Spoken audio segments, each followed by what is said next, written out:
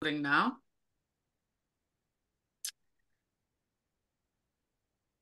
So I've put it onto speaker mode, so it will be a bit easier for me to edit as well, rather than having all three of our faces like on simultaneously, because quite often then you get like two gormless faces and someone animated and talking, which is pretty funny. Anyway, welcome to a very relaxed conversation that we're going to be having with Daisy Campbell, who was an integral part of the Dream Palace experience in Athens. And she's going to be joining us today to talk about the role of story and story structure and how story and narrative weave their way into the dreaming. Daisy, how are you? Yeah, I'm good, thanks. Yeah, I'm great. I hope I can deliver on that bold claim, but yeah, let's give it a go. Brilliant. Well, why don't you perhaps start off by telling us how you got involved with the Dream Palace project, perhaps something about our initial sowing of seeds in Epidavros when we went to the Sanctuary of Asclepius in May last year to kind of plot a ritual to reawaken the dream gods. Yeah, all right. Leslie, who was another of the organizers of Dream Palace, had accompanied me along with 67 other people, 69 of us in total, had gone on a pilgrimage to reset the world at the center of CERN, the Large Hadron Collider in Switzerland back in 2019. I think we did quite a successful job, frighteningly successful job on that. Anyway, so Leslie was kind of familiar with at least the more wild version of theatre that I was, getting into and continue to be fascinated by. Which took the form of really, who is the audience? Is it this 69 people on this double-decker bus witnessing this journey, or is it the people we encounter along the way and this kind of thing? So she'd been part of that. She'd come along for that ride. And so after that, she did an interview with myself and Kate. So Kate was another pilgrim, Kate Alderton, another pilgrim on this pilgrimage to CERN. And it was Kate who I had commissioned Kate to dream where we should begin the pilgrimage. And I actually had in mind the place I was hoping she'd say, which was the CERN giant, the chalk figure in Dorset. And she didn't quite get that, but she got the Long Man of Wilmington, which is the only other chalk man in the UK, right? This is sort of the sort of games we were starting to play. Not only that, in terms of dreaming, we were tracking all the dreams as each pilgrim signed up for this great voyage. They had to design themselves a tarot card. So that was part of their initiation. And we also would begin to track everyone's dreams to kind of look for clues, really. What were we supposed to be doing? What was this all about? How should it be done? All this kind of thing. So Kate was integral. So Leslie did an interview with myself and Kate, and I think I don't know who coined it first, but between the three of us, we came up with the idea of dramaturgy as opposed to dramaturgy. And if people don't know what dramaturgy is, it's really, which is kind of really what I do. It's the person who knows enough about all the different things that go into usually a piece of theatre, although you do get dramaturges on film and TV, I think, these days. But who's sort of got the whole overall meta thing in mind to kind of bring as much theatre and drama and story to the whole thing as possible, including maybe the marketing or the larger vision of the thing. So dramaturgy, well, what might that mean? That became quite an interesting thought. And then you and Leslie approached myself and Kate to be dramaturges on the Dream Palace project, which just felt like, well, great, here we go then. This is a chance to find out what dramaturgy is exactly. And so you know, from when I heard the vision that you were having about what Dream Palace was, which I understood to be a kind of the beginning of a process and a journey towards the recreation of something like the Asclepian temples, you know, some rediscovery of ancient dreaming technology mixed with, you know, the latest breakthroughs in dreaming.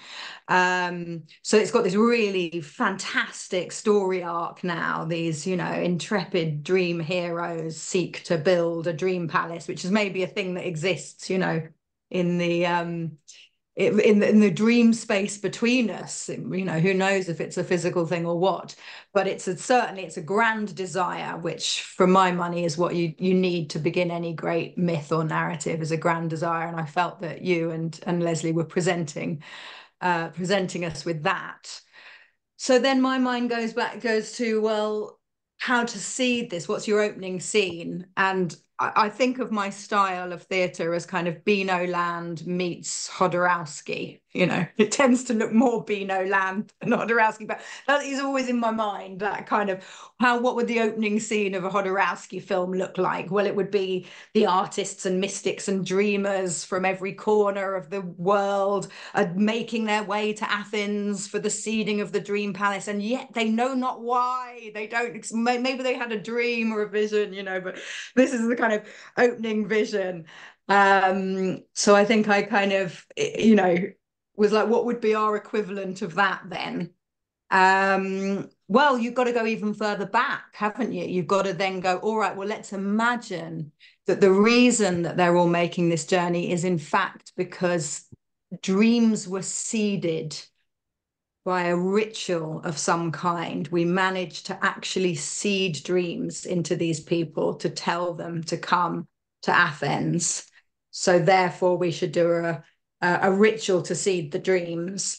And then I think it was you that said, and well, we should go to Epidavros and to the original Asclepian temple site. And that's where it should. Great. I mean, that's absolutely we should, you know. And so we did. That's what we did. And I think, you know, I kept running into people at Dream Palace going, this is great. I don't know why I'm here. I think it required a certain willingness to go with the flow to end up at Dream Palace in Athens, because it was riding something of a wave. It was an amazing, kaleidoscopic, intense experience. Leslie was talking about it having like a strong eclipse energy, and it was just non-stop. And there was definitely that sense that dreams and reality were blurring together because A, we weren't actually sleeping very much, and B, there were these kind of, so many people came there because there'd been synchronicities or they'd had dreams or something had happened that had compelled them to be there. And then also everyone was involved in generating how it evolved and how it developed. So people felt kind of, I think, part of the fabric of the dream palace, if you like they were creating whilst they were there. It was an interesting mix to have the residency and the symposium kind of simultaneous, where you had the artists and the creators together working with the residents to create new events or come up with new rituals. Like Karen invented the perfume, we went and did our ritual at the Temple of Asclepius and all these kinds of things. I feel like very much that something magical did happen when we were in Epidavros as well at the Temple of Asclepius. Like we had our idea of a procession on the original sacred way, kind of activating or giving our offerings to the gods that had their different temples there. And I was thinking just this morning how like everything in my life has sort of changed since we did that ritual. And even when we were standing in the theatre making our declarations before we got whistled at, the fact that there was like a dream therapist in the audience and an astrologer in the audience, and they were like, we'll come to Dream Palace. And I loved that. And I think that so many people have contacted me since saying that they felt drawn to the Asclepian a few days either side of our visit there as well. One of the stories and narratives and myths that I love from the ancient texts about the Sanctuary of Asclepius is that you could go to the Asclepian to dream on behalf of someone else. So you could go there if you were more able-bodied, if you were healthier and your friend or family member was wasting away at home, you could go on their behalf and have a dream for them. Or a priest, an attendant at the temple could do that. I mean, similarly, Asclepius might appear to you in a dream vision and tell you to come to the temple, which I love that. And I think there's something really important about dreams with regards to this idea of like remembering and knowing what the story is. Like you were saying about the pilgrimage to CERN, that you were looking for clues in the dreams. And there is this sense in dreams, I think, that you're trying to find something out. You're looking for clues. You're like always a dream detective somehow. Like, what is it that we're trying to work out exactly in these dream experiences? There's some place or some knowledge that we want to get to. Yeah, that's right. Yeah, no. And I mean, I wanted to say, first of all, yeah, I think riding a wave is what it always feels like when you invoke high magic. And I do think that's what we were doing. And in fact, the overall event of Dream Palace and the run up to it felt like we were in ritual space. That was my sense. And that there was this kind of perfect alchemy of people who all brought something completely different, but completely integral to the whole process of it. So um, and yes, there is a kind of detective feeling. I mean, with the pilgrimage, we weren't just looking in dreams for clues. We were looking for synchronicities. Tends to be where I find my clues more than dream, actually. But we had the dreamers. We had the various diviners. We had people with book pages falling open and themes would emerge and bubble up more than you could keep track of. But what tended to happen was a certain number of symbols or themes just kept coming up enough times that they stuck in a very organic way. And again, that's sort of something that I'm interested in, is how you hook up a kind of narrative that will take on a life of its own, that once you got it bubbling, you can ride the wave, and you can meddle less and less, because actually the unmeddled narrative, I think, is what we need to be discovering at this time, because we know what happens with the human version of story, where it takes us to, where the dead end we've kind of arrived at. And dream offers more than anything a place for arguably an unmeddled narrative to emerge, because we don't have ego control over what we dream. I mean, there's no doubt that you get stuff that's a degree of runoff from your own life, of course. But yeah, there does seem to be these startling emergences that are occurring, and more. And it's great to keep track amongst our group of people. We were like, 69 people, sort of. I mean, not everyone was doing it, but a lot of us were keeping track. And it was just amazing how this kind of wave of, I don't know, sewage dreams would suddenly sort of sweep through the system. And then everyone was having baby animals and so forth going on here. So yeah, I think being the detective, but I'm also trying to train myself, and this is with Kate's kind of urging and the work that she's been doing with Dream, to tend dreams more than jump to interpret, to allow the dreams to exist more just on their own terms. That instinct to kind of pack it all away and tie it up neatly with a bow, and it means this, and it therefore means you got issues with your mother, and da, da, da, da, da. Good, I can stop thinking about that now. I can stop sort of worrying about that. It's like to live with them and get into relationship and allow the mysteriousness to kind of, be with you, is what I'm trying to work with, because I've got such a mind that wants to, interpret and analyze. So I think good for that's me, I think. Sorry, Jonah, were you going to say something?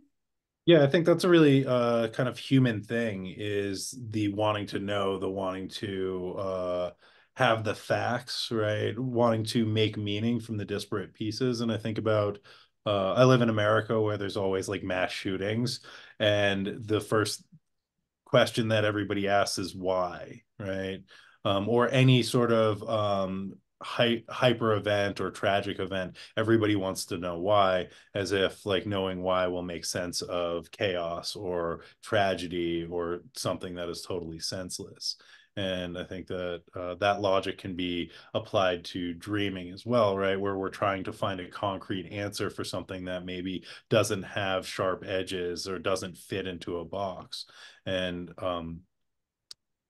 my curiosity is around being able to like be with the unknown and the ambiguous, right? And like you were talking about with the uh unmeddled narrative, right? Being able to sort of ride the wave and see where it takes us. And you know, I guess my curiosity around mythology, right? And I'm paraphrasing from Joseph Campbell, is he said something to the extent of, we learn myth not to know how to like do it differently, but so when the inevitable happens, we know how to respond to that, right? And I guess like talking to you and like ideas of the deep narrative, right, and story structure and how story structure affects our lives and how we're living in various story structures, right? Not so we can necessarily change the inevitable, but so when the inevitable happens, we're like, okay, this, how would this character respond in this case, right? How do I take this story beyond the end of the line? And you know, I'm curious about your thoughts of how that applies to sort of the dream and life, and how storytelling can help us to ride this wave, right? And how we can have both an unmeddled narrative and also the wisdom to respond. That's not a small question, is it? I could have asked you, what does it look like when you like, how do you approach the blank page? Oh, that's a you don't want to know about that. That's a whole strange dance, blimey.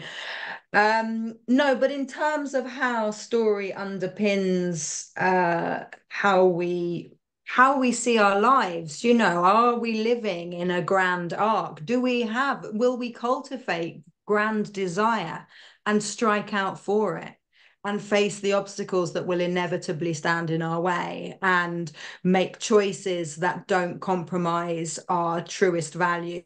Or will we sell out because we've got obsessed with something, or neglect other important things because we're obsessed about the desire? What choice will we make when we're forced, you know, up at our backs are against the walls? You know, thinking in those terms of kind of the mechanics that make any story operate. You know, we're not talking mythic, we're just talking literally desire and choice and pressure and you know, and obstacles, like the real building blocks of story. I think then you can become more of an alchemist in terms of kind of recognizing maybe what you are missing at any given moment in your life. And I'm trying now these days to see life as less of this kind of linear journey that we've all got rather programmed to kind of think of this life as a line, you know, and to think of it more as a soup or an alchemist's, you know, concoction. It sometimes gets a bit sweet and saccharine, and it needs a bit of salt or grit, or, you know, and it sometimes gets too, you know, really black and dark, and you've got to, you know, and often it's to do with turning up the heat, and that would be the heat of desire. I think sometimes our desire is just flattens out. Because we're the victim of multiple forces of antagonism, you know, living in a you know, capitalist, you know, sort of society with all the pressures that go with that, and everything else that's going on in the bigger sense. These are massive forces playing on all of us. And you know, the thing that the way I understand story is that it's a value exploration machine.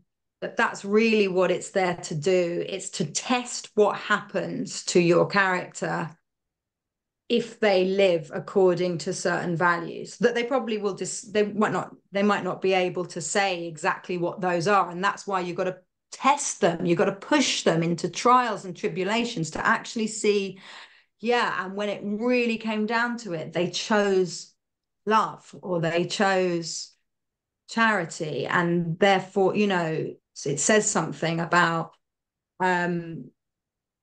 you know, whereas those characters that continually choose power or, you know, or money or whatever, then I mean, you know, and this isn't about sort of moralistic storytelling. It's about ideally testing the truth of the matter, truly testing what is observable in this world about the pursuit of different values and what it does, the consequences of it and the shadow of it. So that's kind of the way I think about story in my own life, and you know, and everything that's going on. But I also, in many ways, see story as the great enemy of of um, of us all, really. You know, this like deep ingrained desire to see what happens at the end, you know, is actually not really massively serving us at this time. I think there's a real kind of apocalyptic pull occurring because we've all got this kind of, and because we're not really in modern storytelling, we're not really allowed the transcendent function, which is what was serviced by religion. We're not really allowed to pull towards the transcendent, however you might define that. And so instead, there's a pull towards apocalypse, because at least that, in terms of story, that gives you something to pull towards. Who wants to pull towards that? I think there's a real crisis within our storytelling, that we don't know what we can pull towards that is positive beyond just, you know, nice platitudes like, wouldn't it be nice if the world was more peaceful and kind? I think that's a great point that you mentioned, and we were discussing this last time we met up for a chat. This kind of obsession that modern culture has, when you look at Netflix, when you look at Amazon, promoting shows constantly that are about dystopia, end of the world, Armageddon, serial killers. And perhaps I think this has a lot to do with there not being culture coming through dreaming, culture coming through transcendent states. I was thinking recently, because I watched the new Little Mermaid. The Little Mermaid, the original story, when she surrenders herself to the waves and protects the man that she's in love with, his wife that he's chosen over her, and their children for the rest of their lives, to me is the most transcendent cosmic love ending ever. But it's totally kind of unacceptable, because I guess also storytelling has succumbed to materialist reduction in that sense as well, that the transcendent isn't coming through in storytelling quite often.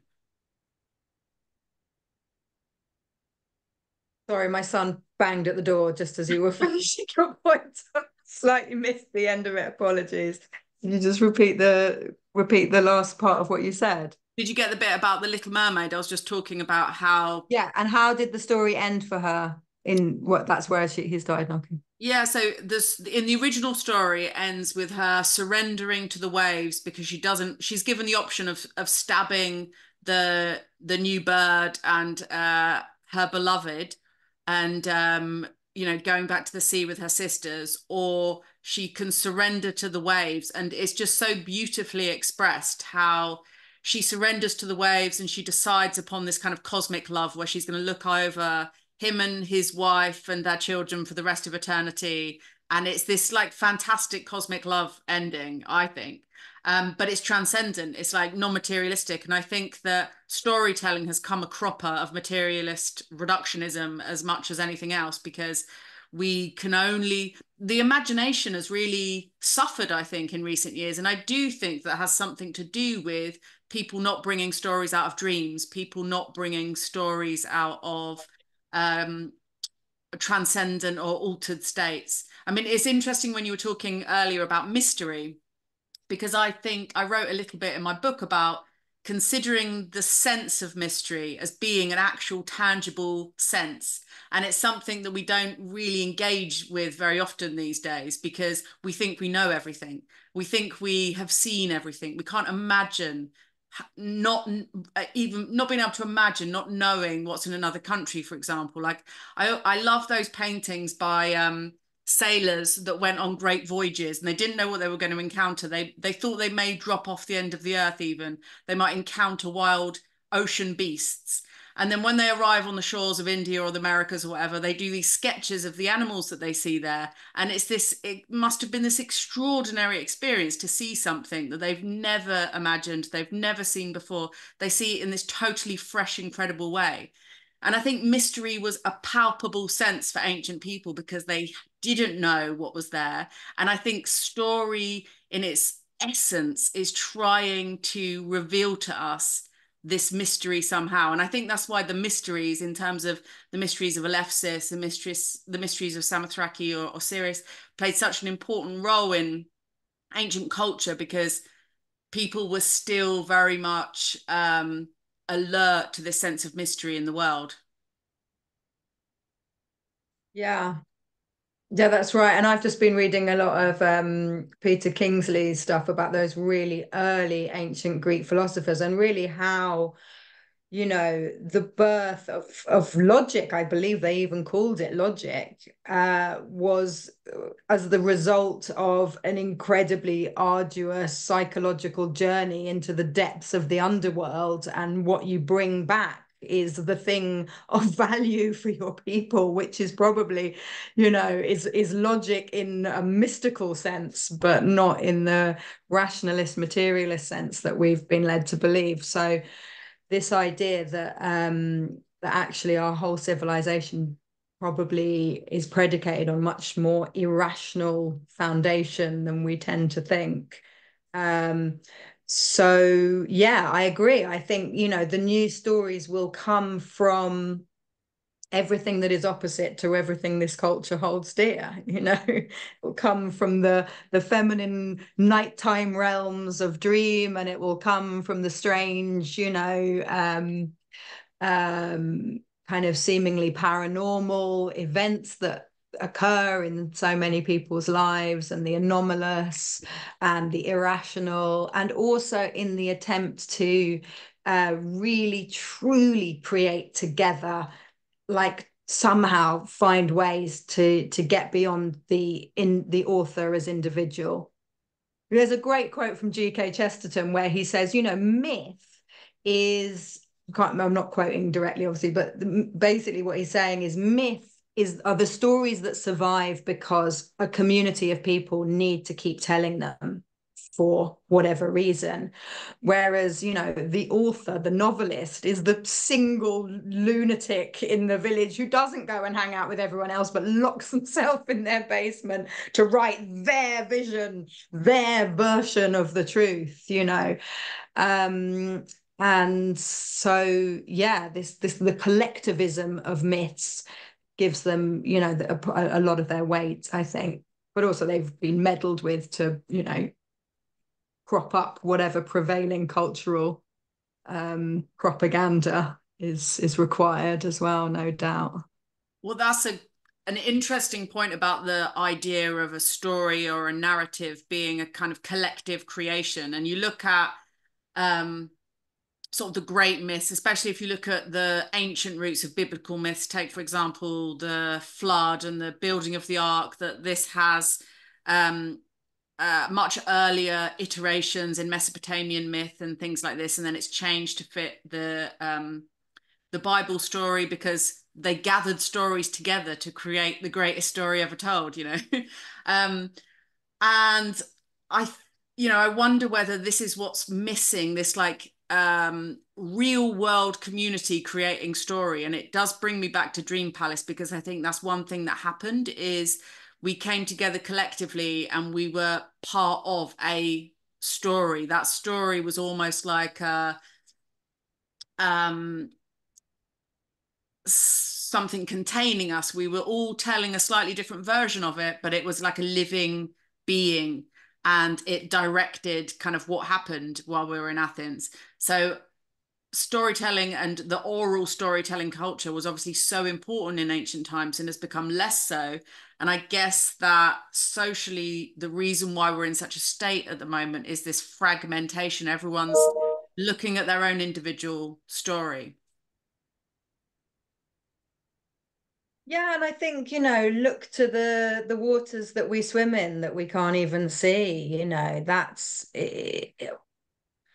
while we have to tell stories that the market wants, those are the stories that get told.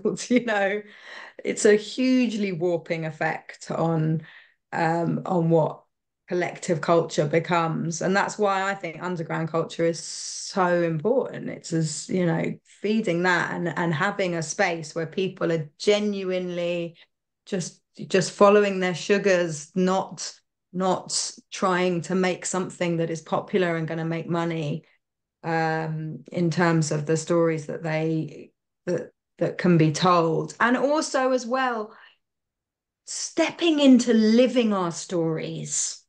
There's just been such an emphasis on generating characters and stories, but to actually dare to step right in and see what happens if you take a fool's leap and throw yourself into a story where you suddenly you got to make choices and keep going. I think that's why travel is so great for people as well. It's that sense of adventure. But I think, what if a dream is telling you to do something, to take an action? And what happens if you actually do what's asked? I found myself on the island of Ithaca just in December because my dear departed friend Claudia appeared as a Greek goddess in a dream and told me I should take something she had to Ithaca.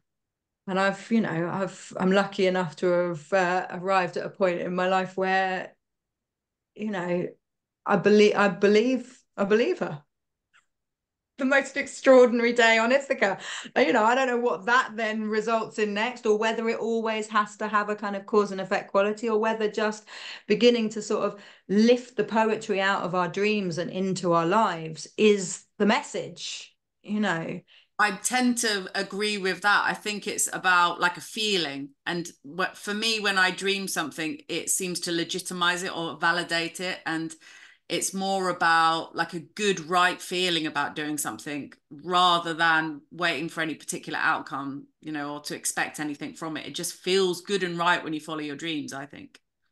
Yeah. And I think bringing them into the physical world, right? Like having a dream and going to Ithaca and taking that step, I think really says something to the deep mind or to the gods and goddesses of the dream realm that I am paying attention, right? And I'm willing to take this risk and I'm willing to take this step because you asked me to.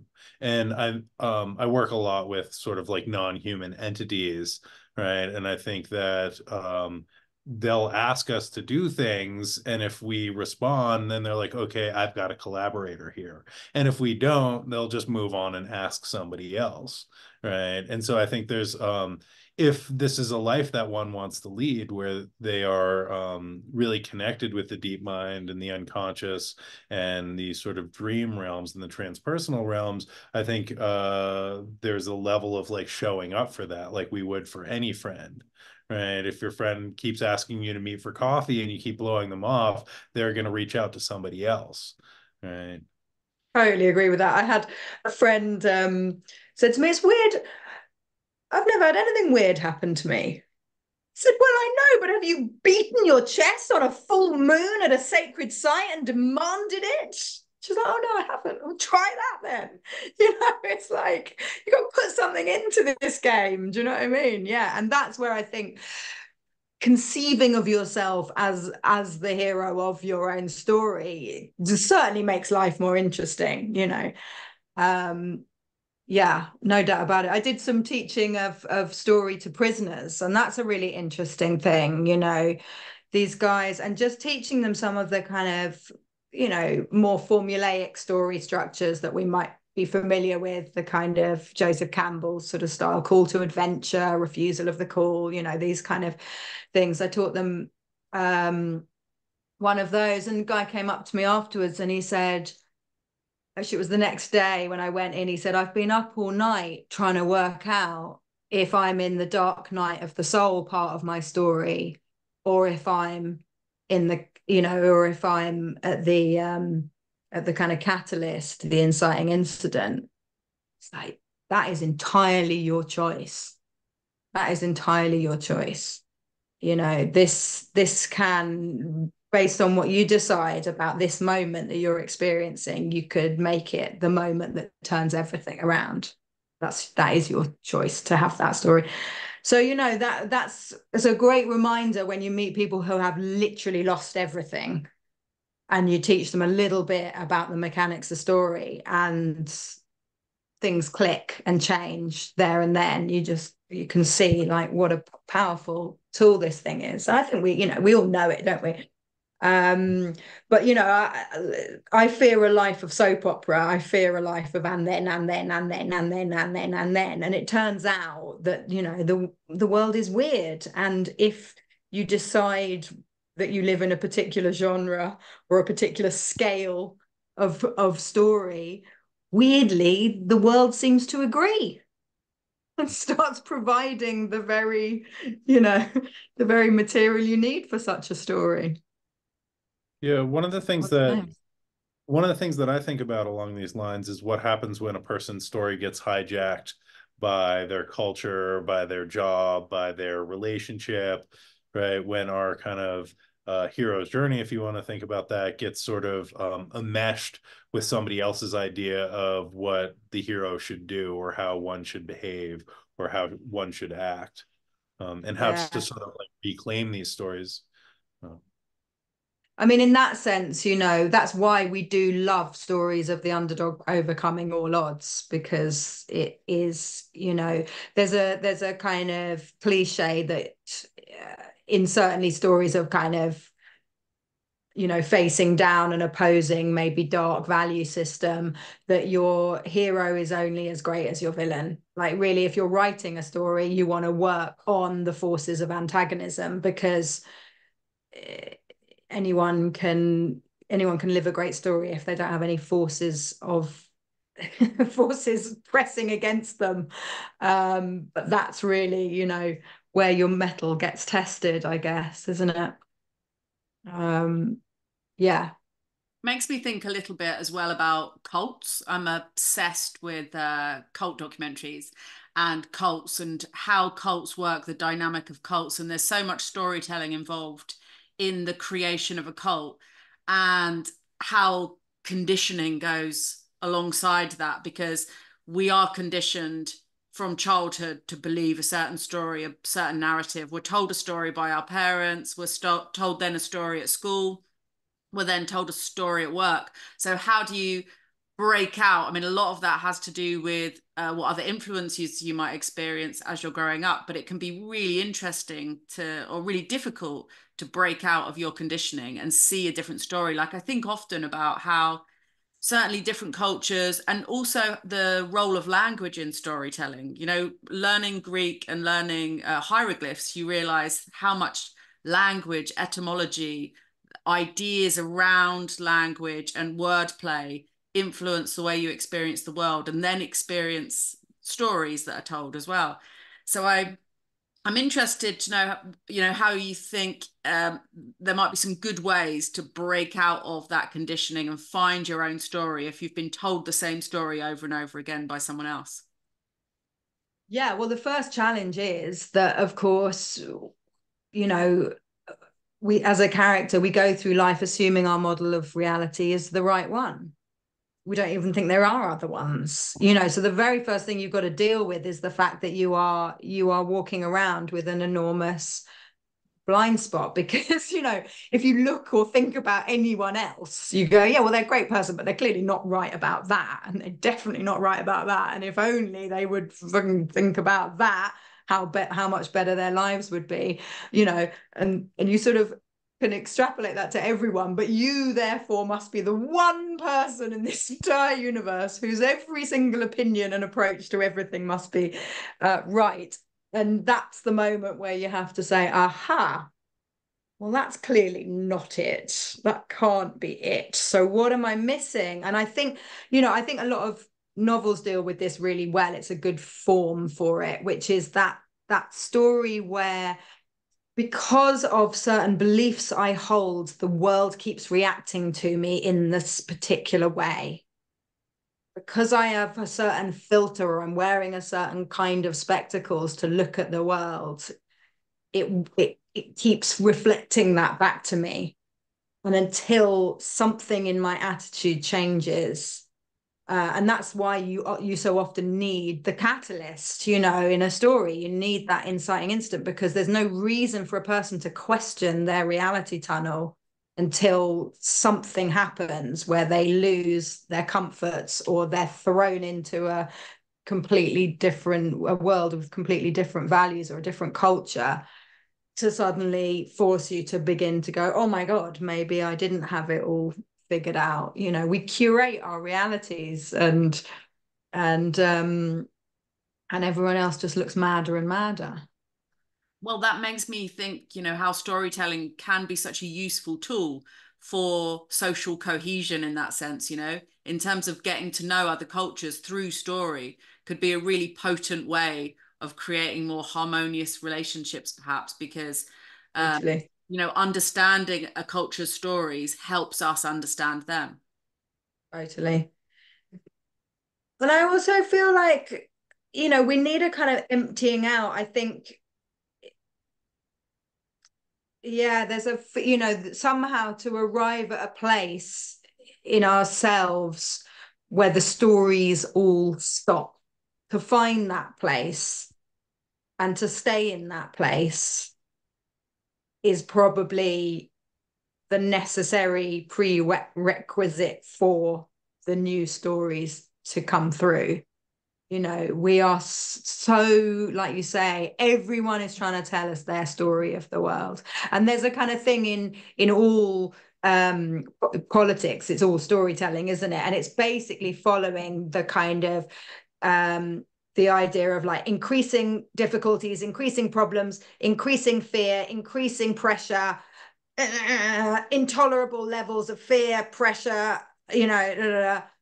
solution, resolution. And so that's the model, that's the storytelling structure that all politicians are using to build up that sense of whatever it is that's creating pressure and fear and anxiety in people's lives, and then insert your own brand of solution in that gap so that everyone can finally breathe again. So to get under the bonnet of story and kind of ask how we're being manipulated by it, and to start to go, I want to live in a story where I want this grand desire in my life, I think is, well, it's something, isn't it? That's definitely something to aim for, is to give up on this crummy story and make your own story in life and go after it with all your powers. Right. Well, I think coming back to this sort of like dystopian fantasy, as collective hope is what it seems like. I think one of the reasons that is so enticing is no one can see a way out of the situation that we've put ourselves in. Right. And I think like Slavoj Žižek says, it's easier to imagine the end of the world than it is to imagine the end of capitalism.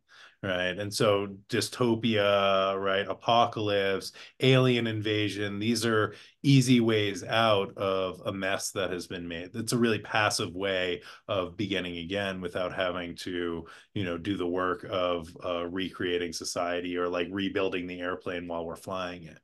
Right. And I mean, I think those stories are very enticing, even to me, because it's like, oh, wouldn't it be nice to just like rebuild agrarian societies from the ground up, right? In communal, right, connection and love and fraternity.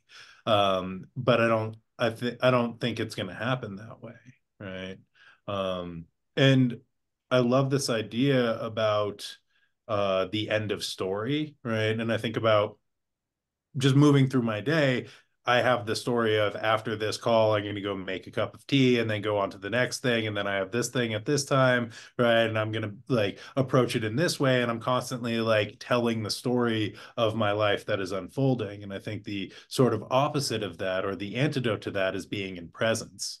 Right, where I don't have an ongoing narrative about what's gonna happen, or how this thing that was said, like I digest and turn into this other thing. Just being able to be with the sensations and feelings and the moment, instead of wishing for some sort of savior, whether it's Jesus Christ or aliens or apocalypse. Right. Yeah.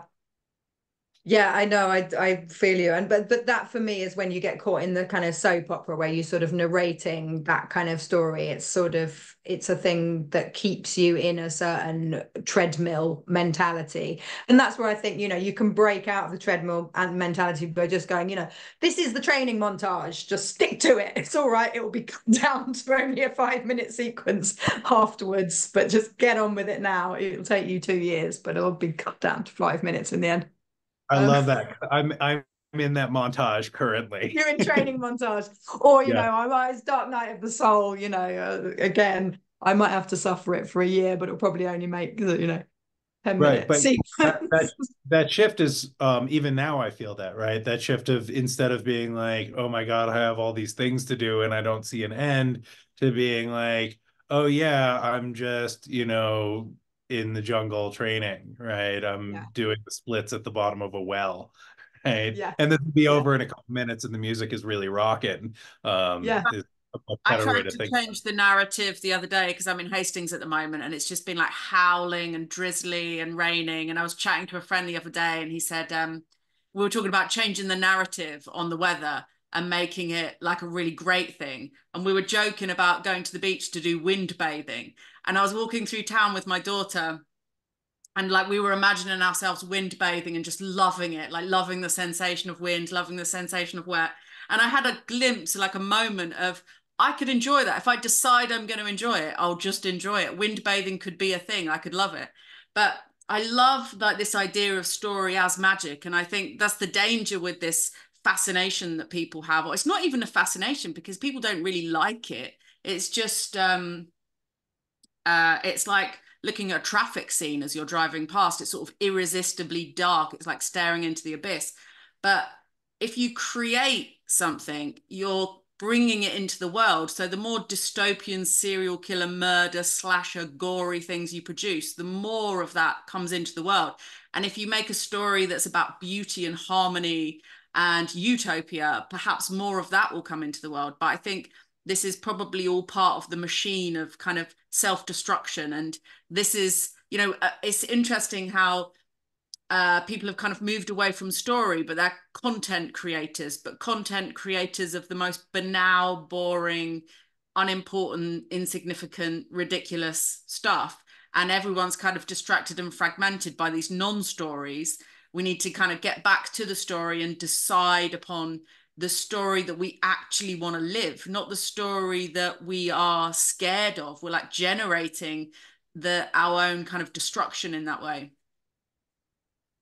Yeah, it's interesting. But then stories about utopia are by definition kind of not stories because they are presence. They are, an experience of joy. They are something that is earned through the trials and tribulations or overcoming of the dark elements to arrive at, or if it's the minute it's story, it does. And I used to rail against this thing, story as conflict, but it's like, even if it's just the inner conflict of letting yourself decide that wind bathing is great, even that internal battle is a form of conflict that's playing out, so really story is the enemy. If we could just stop storying, stop it. Well, maybe that's what happens when you die. That's it, no more stories, and no more stories. You're just there in the eternal. Oh God, it sounds so dull. Yes.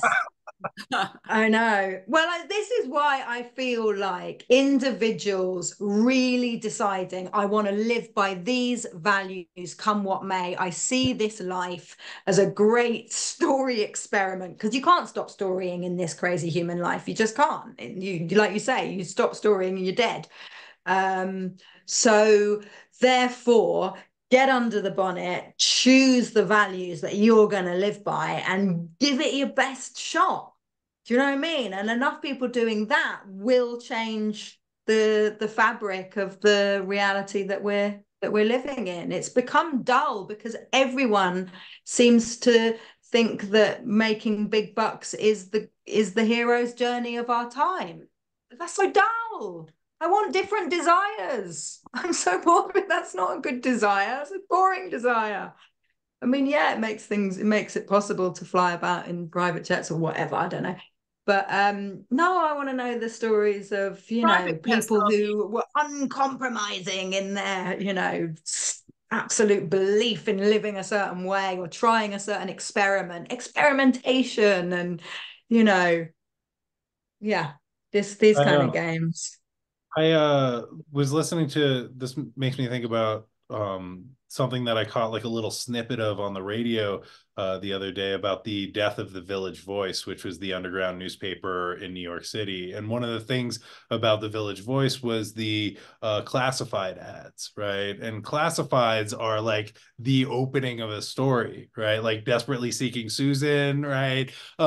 Which takes place in the Village Voice. But, like underground papers and the organic connections that happen through chance and synchronicity in that way, and how, and also sort of the voice of protest and the voice of underground culture, which then becomes kind of assimilated into the internet, which eventually killed the Village Voice. And there's no synchronicity on the internet, right? There's just algorithms that are funneling us into places.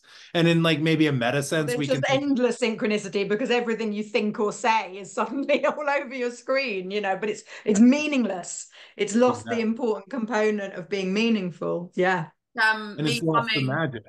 I was right? Magic. when I'm pottering around at home, I hum the Smurfs theme tune, and it's like my kind of like pottering theme tune. How And does it go? um, but That's right. Oh, but that's taking me right back.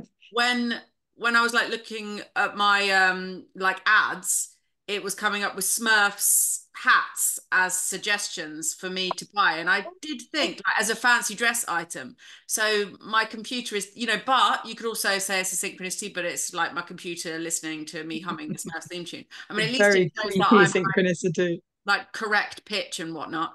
Well, at Yeah. least they haven't done the Futurama thing of advertising in our dreams yet. Oh my God, they're so doing the advert. I mean, our dreams are like sponges for adverts. I remember as a teenager once, I had a dream that, do you remember there was an advert for Hall's Soothers, like the cough sweets? And there was an advert where there was a lady standing in a lift and a sort of sexy dude started kissing her on the neck when she had a Hall Soother. And I had that dream, and then like a kind of robot went over to the shop the next morning and bought myself some Hall Soothers without even thinking. Like I've not got a sore throat, I haven't got a cough, but it was my dream programming. Sexy man might kiss me in a lift. Exactly. Well, the thing is, that's the thing. If you include a bit of an erotic element in advertising, it's very potent dream cues. Dream fodder. Yeah. Very That's potent, very true. especially for teenagers. Oh, yeah. Yeah. Wow. Well, that was good, wasn't it? I think Yeah, we've said a lot. I think so. Said a lot of things. Thanks, Daisy. I'll stop Pleasure. recording now, and then how do I do that?